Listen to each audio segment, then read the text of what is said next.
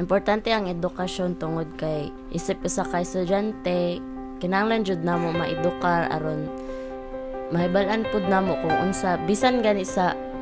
kuan kanang pagbasa, pag-ihap o pagsulat. Mao man jud ang importante kay aron pud makabalo mi ug makakaton mi ug masaysay pud namo ni sa ubang sa among sumusunod ug sa matudlo pud namo sa among mga kaubanan sa among komunidad.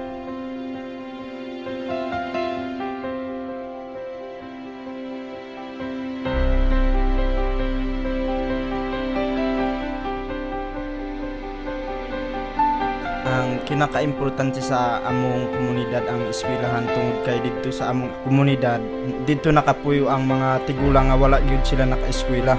Mao nga kami nga mga kaapu-apuhan ug kaanak-anakan kami nakigbisog aron alang sa pag-eskwela aron kami makakat-on sa maayong pagsuporta pohon sa among mga kaparintihan nga sumusunod nga mga bata.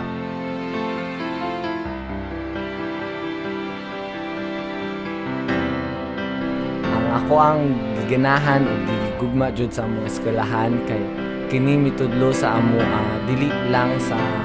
akademya kundi kabahin pud sa agrikultura o sa panglawas ug kini nagmulat sa among mga mata kung unsa jud ang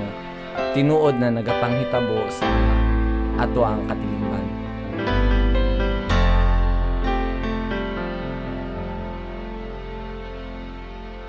Para pud sa ako gihigog man jud ako ang kanang eskwelahan jud kay tungod kay diha ko naka-cut-on og daghang makat-onan ako sa pang-tradisyonal sa amo ang katutubo nga kanang katigtugulangan pa namo og kanang panghitabo pud nga nahitabo diri sa ato ang nasod og kanang murag diha ko nakabalog yun nakabaton nga nakamatngon nga ani ang dapat buhaton og isip usa ka kanang eskwelahan mao gyud ni ang dapat buhaton sa usa para makatabang pud sa ato.